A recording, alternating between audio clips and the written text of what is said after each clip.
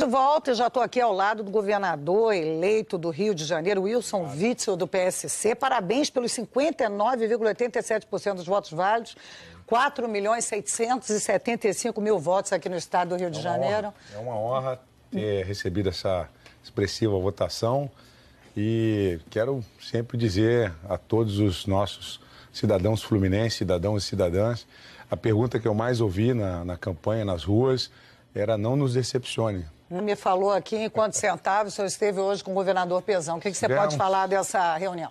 Foi muito boa, como era de se esperar. Ele colocou à disposição já um grupo, foi publicado no Diário Oficial, não li ainda, mas o secretário de Fazenda, da Casa Civil e mais um secretário, para que a gente comece a fazer as conversas de mudança de equipe.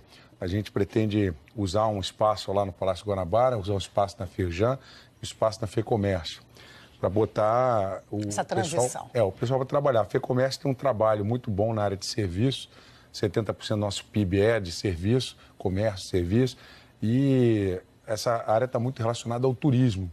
Então, deixar lá um grupo do turismo para ficar ali levantando os dados, conversando com o pessoal que está hoje na Secretaria de Turismo, na Turisrio, e fazer já um planejamento. Nossa meta é chegar a Mas essa sua equipe de transição é quem? Futuros secretários? A princípio, coordenadores de área. Então, vamos dividir em 12 áreas. Já tem nomes para isso? Estou terminando de fazer os convites. Pretendo anunciar a semana que vem os nomes dos coordenadores de área que vão levantar os dados e vão, em cima daquilo que nós fizemos no plano de governo, poder traçar as metas para os próximos 4 anos. As áreas são? São 10 áreas, né? Nós temos a área de infraestrutura, que envolve a parte do desenvolvimento econômico, que é pesca, abastecimento, infraestrutura do Estado, obras civis, Secretaria de Obras, transportes, isso é infraestrutura. Isso não significa que a gente vai juntar essas secretarias nessa área, mas a ideia é que tem esse grupo que vai estar muito interligado, isso tem diretamente relação com o desenvolvimento econômico, das PPPs que a gente pretende lançar a partir de janeiro. O Pezão hoje já me disse que tem já engatilhada uma PPP do noroeste do estado com todas as rodovias.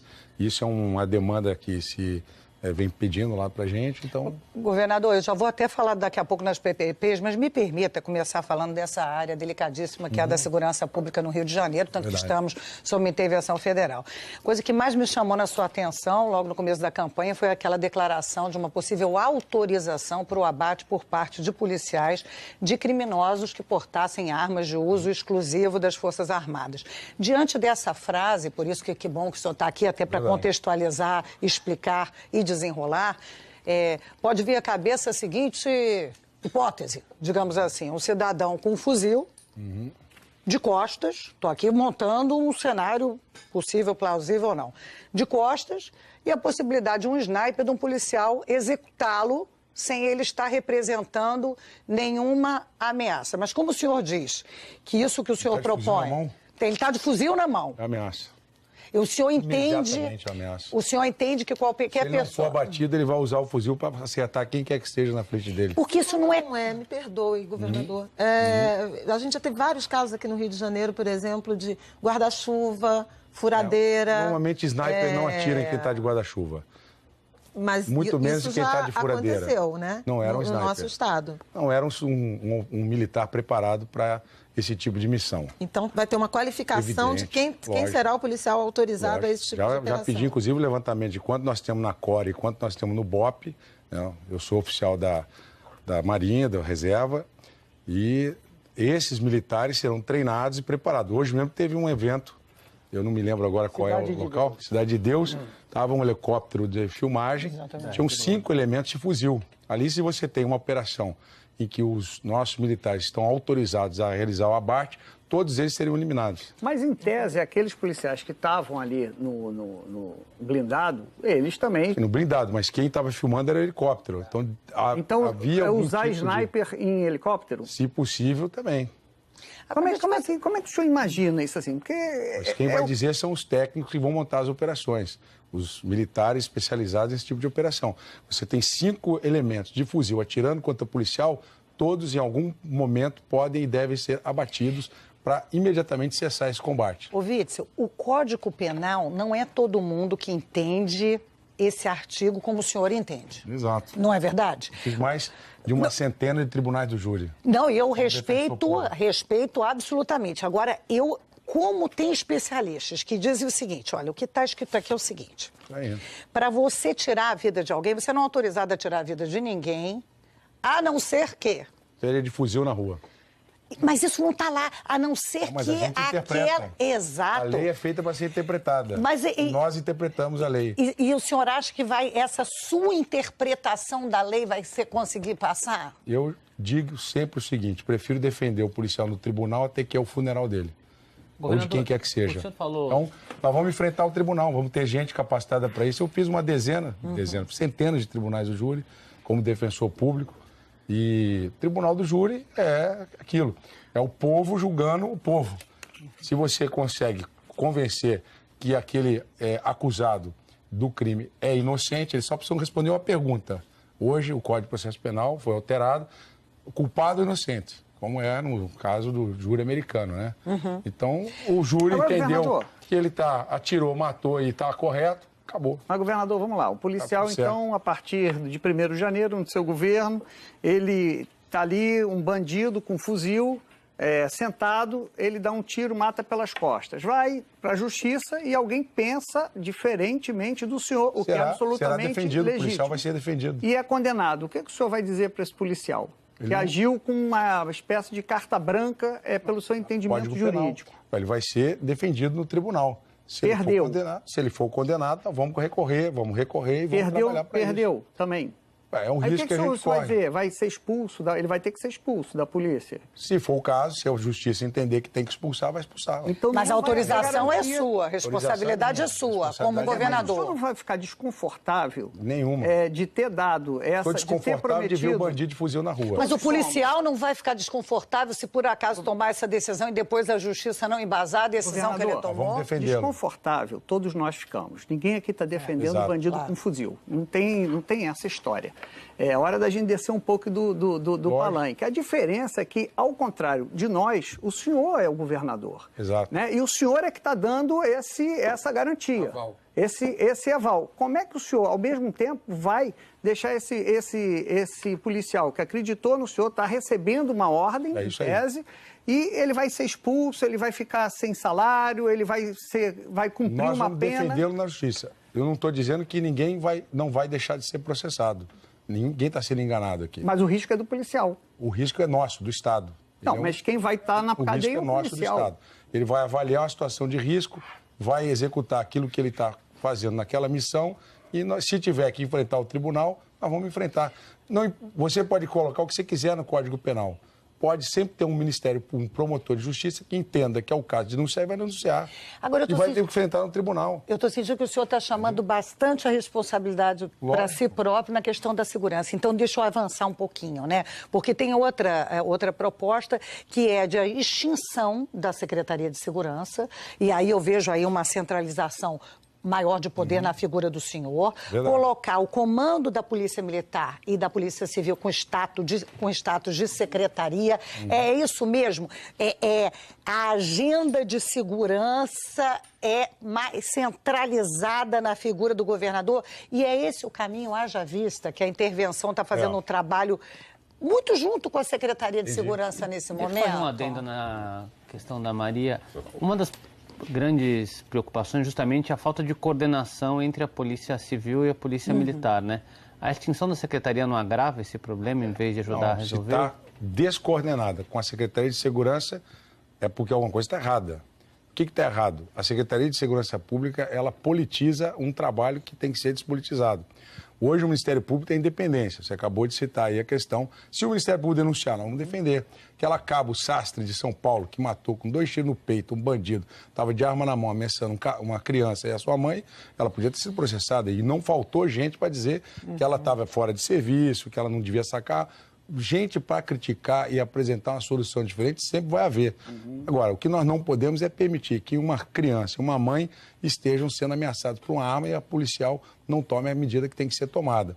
Então, é esse o marco divisório. Eu fiz vários tribunais de júri de policiais acusados de matar e todos foram absolvidos. Então, a questão é você não ter a dúvida de colocar em risco a sociedade. Bandido de fuzil na mão não é gente que presta. Então, em relação à sua questão da segurança pública, o que acontece hoje é que vários secretários de segurança pública saíram da secretaria e viraram políticos, né? Usaram a secretaria como trampolim para a política. Então, o que nós precisamos é despolitizar a Secretaria de Segurança Pública. A Polícia Civil é um corpo técnico, assim como é a Defesa Civil, a saúde. Você não coloca para ser secretário de saúde alguém que não seja médico, alguém que não seja da área da saúde. Então, quando você coloca na Secretaria de Polícia Civil alguém que não é da Polícia Civil, não é da Polícia Militar, é um corpo estranho. E aí gera, primeiro, o problema da descoordenação e depois a politização. Porque hoje a DRACO, que é a Delegacia de Combate ao Crime Organizado, não está na Polícia Civil, está na SESEG. O Guardião, que é o aparelho de interceptação das escutas telefônicas, fruto das operações dos delegados, não está na Polícia Civil, está na SESEG. Então, quem está ouvindo as interceptações requeridas pelos delegados? É outrem que não aquele delegado. Então, isso gera um problema. Mas não é melhor reestruturar, então, essa... Então, estou reestruturando, extinguindo a secretaria. E aí haverá a estrutura será um gabinete... Secretaria de Polícia Civil, Secretaria de Polícia Militar. Ambos secretários. Uma outra questão que também tem sido debatido muito, e eu tenho conversado com os policiais, é a garantia da inamovibilidade. O Ministério Público hoje, além da independência funcional, tem a inamovibilidade. Explica isso para a gente. Um promotor, quando ele vai para um órgão, uma promotoria, ninguém tira ele de lá, a não ser que ele queira sair.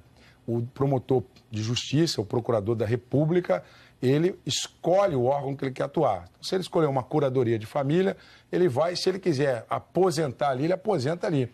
Só vão tirá-lo dali se ele tiver um desempenho insatisfatório ou por alguma questão de ordem pública que é avaliado pelo Colégio de Procuradores ou pelo órgão especial do Tribunal. O senhor quer evitar o quê com isso? Evitar a interferência política na atividade de investigação.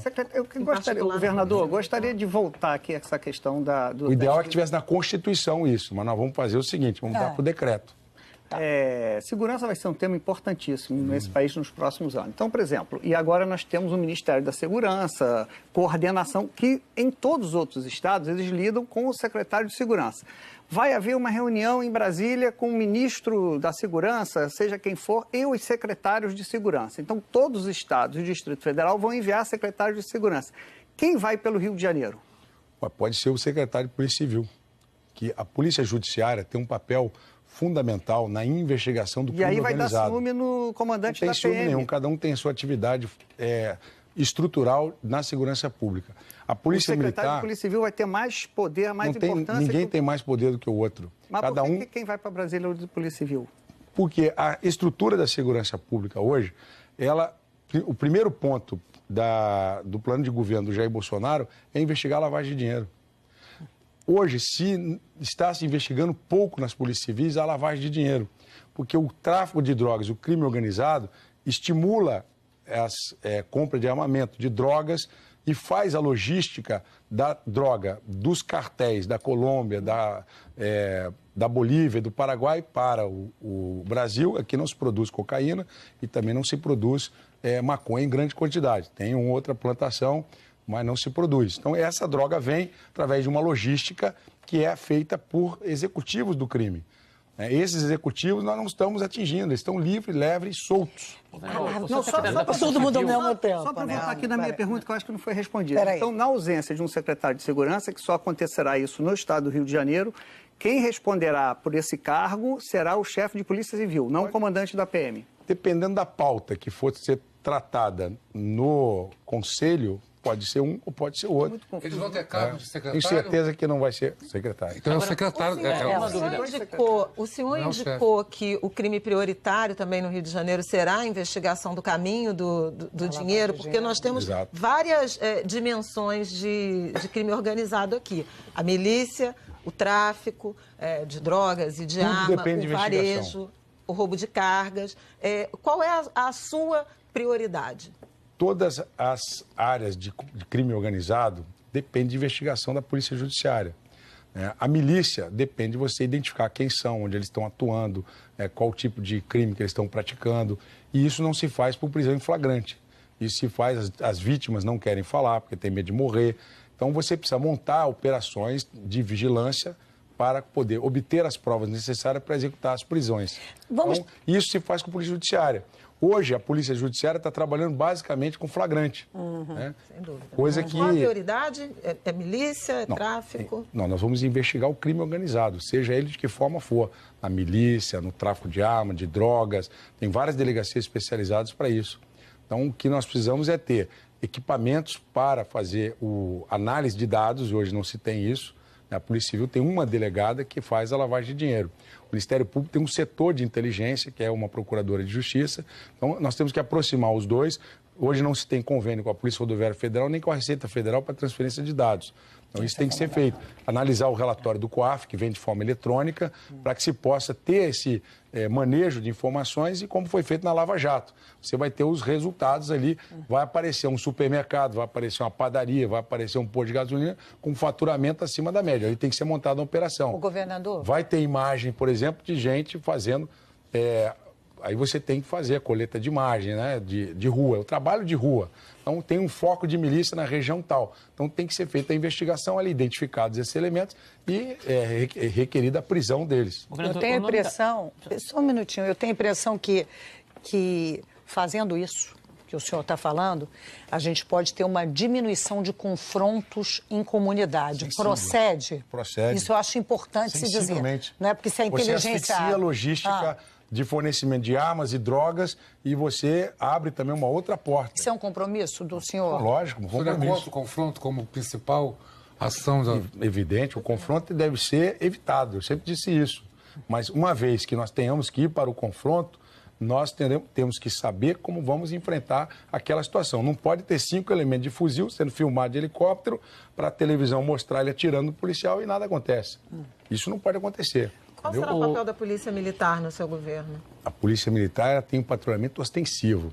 Nós estamos fazendo uma PPP para trazer um sistema de monitoramento eletrônico. Eu vou me reunir com o general Braga Neto, porque recebi informação hoje, ontem, de que há 1 bilhão e 200 milhões para serem investidos na polícia. Não necessariamente na Polícia Civil, na Polícia Militar. Não sei exatamente, pedi agora para... saber que tipo de investimento é esse. Parece que todo esse investimento já está devidamente empenhado. Para ser realizado. Então, viaturas, 1.200 viaturas, colete, munição, fuzil, treinamento, previsão de treinamento. Então, esse legado da intervenção e que nós precisamos aproveitar e conversar com o general Braga Neto, conversar com o presidente Jair Bolsonaro, para que a gente possa, se for o caso, manter por mais 10 meses essa tropa, não como intervenção, mas como garantia da lei e da ordem, até que a gente possa ter efetivo suficiente para transpor. O governador Pezão me disse hoje, está contratando 1.000 policiais, 1.000 e poucos policiais. Só para deixar clara essa questão da intervenção, que muita gente tem essa curiosidade, né? O que acontece com a intervenção ou com o efetivo da intervenção a partir do dia 1º de janeiro? O senhor está dizendo aqui que, por exemplo, a GLO, essas operações de garantia lei da ordem podem ser prorrogadas e os outros quadros da intervenção? O que será, esses quadros... Por 10 meses, né, que o senhor falou. O razoável que é o tempo que se leva para formar os soldados. Tá. E vão estar no centro de formação. E o que o senhor aproveita e não aproveita em relação à experiência da intervenção? O general Braga Neto, imediatamente, será convidado a integrar um conselho de segurança pública que será formado pela Polícia Militar, pela Polícia Civil, pela Polícia Rodoviária Federal, Polícia Federal. Nós temos já no Estado, na Secretaria de Direitos Humanos, os conselhos de combate ao tráfico de pessoas e também ao tráfico, o trabalho escravo. É um conselho composto por várias entidades, Ministério Público Federal do Trabalho, Defensoria, Guarda Municipal, Polícia Federal, ABIN, e ali se trocam informações estudando operações que foram realizadas ou que estão em andamento para facilitar que elas sejam concluídas e evitar que os erros anteriores sejam novamente cometidos. O Pedro tinha uma pergunta, eu integrei esse conselho, acho um modelo interessante, por isso montar esse conselho. O general Braga Neto poderá, se quiser, fazer parte ou... se a gente tiver que fazer isso por lei, para ter efetivamente ali, para integrar um membro do Ministério Público, um membro da... No caso do comitê que eu participava, ele era feito regimentalmente. Havia um decreto instituindo um comitê pela secretaria, uma resolução, e depois um regimento do próprio comitê. E nós integrávamos ali como voluntários, né? O tribunal pediu voluntário, eu fui voluntário na época, e os outros tribunais da mesma forma. A gente fazia um elo de ligação. Então, a Justiça Federal estava investigando um processo que estava ali fazendo uma investigação sobre tráfico de pessoas. Então, o processo estava tendo dificuldade, não estava andando. Nós tentávamos ali ver o que podia ser feito para que pudesse avançar. Então, é uma troca de informações para facilitar o desencadeamento de operações e ajuste, né, de questões de política de segurança pública. Governador, a gente está falando bastante de segurança pública e o senhor falou aí do chefe da Polícia Civil como um cargo-chave para essa estratégia. Nesse caso, agora que o senhor já foi eleito, a definição dos nomes é muito importante. Hoje o Anselmo Góes disse que um dos nomes mais cotados é o Marcos Vinícius Braga, titular da 16ª DP da Barra, para chefiar a Polícia Civil. Nem conheço ele. Nem não procede. Não sei nem quem é. O senhor já tem um nome para a Polícia Civil? Não. Ainda não. Dessa área, você está esperando currículos também, como o senhor falou? Estou analisando currículo, passado, declarações. Você já recebeu muito currículo? Vários. O senhor não vai passar nem o nome para a gente? Recebi 800 currículos, são 800 delegados. Tem um nomezinho para passar para a gente? Mas, olha, deve ter muita gente que ama mesmo a Polícia Civil, né? Porque haja candidato, viu? Para a Polícia Civil. Nós duas, na Polícia Civil, Polícia Militar, é uma loucura. O seu nome é qual? Para indicar. Meu nome é Wilson Witzel. E para indicar para a Polícia Militar e para a Civil? Não, a gente precisa olhar com calma, tem que ver o que a pessoa falou. Nós temos aí até janeiro, né? Tá. Evidente que a transição começa quarta-feira, amanhã, e nessa transição eu já quero ter, pelo menos, nós temos hoje corporações que representam as instituições. Eu fui presidente da Associação de Juízes Federais do Rio de Janeiro e Espírito Santo. Você tem o presidente do sindicato, os delegados, que tem ali uma sensibilidade da categoria, ele de imediato já está convidado, é o Rafael Bastos, mas não tem nenhum compromisso com ele de nada.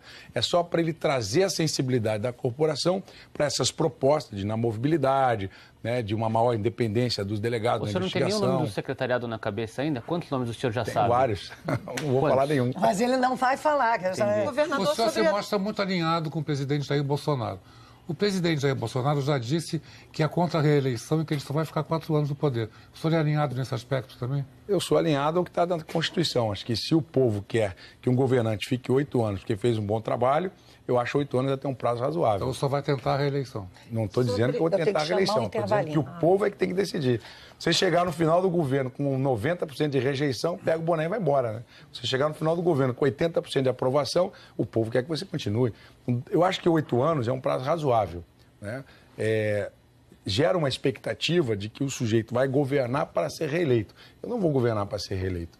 Eu vou governar para colocar em prática os projetos que eu acredito. Chegar no final de 4 anos, se tiver com 80% de aprovação, então nada mais justo que o povo está pedindo. Diga ao povo, fico. Eu vou chamar o intervalo rapidinho, mas a conversa vai continuar. Daqui a pouco, o governador eleito do Rio de Janeiro, Wilson Witzel. Não sai daí que a gente volta já já. Estamos a conversar com o governador eleito do Rio de Janeiro, Wilson Witzel. Otávio Guedes. Governador, um dos fatos foi até muito explorado na campanha é a presença do senhor naquele evento em que se quebraram a placa da Marielle. Depois que o senhor foi eleito, estava presente ali o deputado que foi eleito que quebrou a placa da Marielle. Rodrigo Amorim. O Rodrigo Amorim. Passada a campanha e refletindo sobre isso, quer dizer, que é um gesto, é tão gratuito isso que não tem explicação. É hora de pedir desculpa e reconhecer que errou? Mas quem errou não fui eu. Não fui eu que rasguei a placa, não sabia que ela estava lá. Sim, mas quem fez isso depois foi prestigiado pelo senhor. Não foi prestigiado nada. Vamos, coloque palavra na minha boca. Não, palavra não, ele estava presente, assim que o senhor foi eleito, eu acho presente. O seguinte, ele justificou que ele estava tirando a placa, porque ele considerou que colocar a placa sem autorização da municipalidade é um ato ilegal. Então, tirou a placa. Agora, ele rasgar a placa, fazer o que ele fez, aquilo ali eu também repudio. Liguei ao professor Tarcísio, falei, professor Tarcísio, receba a minha solidariedade, jamais compactuo com qualquer estímulo à intolerância. Minha vida pregressa de magistrado... O senhor estava constrangido ali, né? Que o senhor ficou, depois que viu que ele quebrou, então, você ficou constrangido? Fiquei constrangido. Desculpa, reconhece o erro e pede desculpa ou não? Mas o erro não foi meu. Agora, se quiser que eu peça desculpa por ele, eu peço. Ó, tá desculpado porque o sujeito fez um ato que não devia ter feito. Não, é pedir desculpa. Não, pede desculpa, Marielle, a sua vida, a sua família. Já conversei com a sua mãe, contei com ela. Né? Outro dia, numa caminhada, minha esposa encontrou, eu estava do lado, ela falou, deu um beijo. A gente não tem menor... restrição a isso, né? O que acontece é que o ato era pró-Bolsonaro e para mim. Né? Eu estava ali discursando, estava vibrando com as pessoas que estavam, né, ali enaltecendo uma renovação da política e tal. Aí, de repente, me aparecem os dois com a placa e faz aquele ato lá. Como é que você classifica esse ato deles? Olha, eu sou completamente contrário a qualquer ato de intolerância. Eu nunca falei... Então foi um ato de intolerância. Eu nunca falei absolutamente nada contra Marielle. Muito pelo contrário. Eu me comprometi em olhar pessoalmente a investigação. Isso é um bom sinal. Isso é dever. Olhar assim, olha só, eu estava olhando para a plateia, eu não vi o que eles fizeram. Eu não sei nem se eles Mas foi um ato de intolerância. Eu não ouvi o que eles falaram. Eu estava falando, estava no microfone. Eu não ouvi o que eles falaram e nem vi o que eles fizeram. Eu não posso falar sobre o que eu não ouvi e nem o que eu vi. Mas agora o senhor sabe o que aconteceu. À luz do conhecimento que o senhor tem hoje, então, foi um ato de intolerância? Qualquer ato que tenha sido feito com intolerância, eu recrimino. Se eles assim o fizeram, né, não concordo com isso. O deputado eleito terá algum papel, governador, no seu governo? Não, nem cheguei a ver o vídeo. Não cheguei a ver o vídeo. Deputado eleito Rodrigo Amorim. Deputado eleito Rodrigo Amorim, que esteve logo com o senhor no anúncio. Eu acho que ele já esclareceu essas questões. Ele terá algum papel no seu governo? No meu governo? Sim. Não, ele é parlamentar. Né? Ele é um parlamentar, nós vamos ter que nos relacionar com ele, com a bancada do PSL. Eu preciso me relacionar com todos os parlamentares, até o pessoal do PT. Cargo? Mas pode ter um cargo para o Rodrigo Amorim? Olha, tem o líder do governo, né? O líder do governo é que o governador é que indica quem é que vai batalhar pelos processos do governo. Tá? Pode ser ele. O PSC hoje tem 2 deputados, mas agora tem a cláusula de barreira, provavelmente uns 10 deputados vão ficar sem partido. Então, estou conversando com esses deputados para eles virem para o PSC, inclusive. Se tiver uma bancada maior, com mais deputados, é natural que eu escolha da minha bancada o líder do governo. Vamos falar disso rapidinho. Então, os deputados do PSL? Para ir para o PSC ou o contrário? Tem partidos que, pela cláusula de barreira, eles vão ser extintos. Então, esses deputados, são mais ou menos 10, ainda não vi o nome de todos, eu os convidarei para ingressar no PSC. Deixa eu fazer uma pergunta. Nossa bancada Mas também. o papel do Rodrigo Amorim, ele pode ser líder do seu governo? Não, eu não fiz esse convite a ele. Ô, Witzel. Mas estuda esse nome? Eu vou conversar ainda com meus deputados, vou ver quem vai ser o presidente da LERJ. Tem que ter até dezembro para estudar isso aí. Então teria um intolerante, uma chance de um intolerante no seu governo. Olha, ele tem muitas outras qualidades, né, de alinhamento de ideias com aquilo que eu defendo na minha plataforma. Repudia qualquer intolerância. Repudio, está repudiado, acabou, está resolvido, vamos para frente. Condenado para dar justiça recuperado, ele tem que trabalhar. Ninguém vai ser condenado o resto da vida. Se você condena alguém a 20 anos de cadeia e ele sai, depois recupera seus direitos de liberdade, vai ter que trabalhar. Então, alguém tem que dar emprego para ele, né? Então, a gente não pode viver eternamente no passado. Eu queria falar muito da base, né? Porque o governador tem que trabalhar, como o senhor bem disse, com a Assembleia, não tem jeito, né? Então, temos 2 deputados do seu partido, temos os 13 do PSL, possivelmente essa base pode aumentar com o PROS, outros partidos. E o Estado do Rio de Janeiro pela incompreensão de quem está votando o projeto. É o risco da democracia. Falando em afundando e questão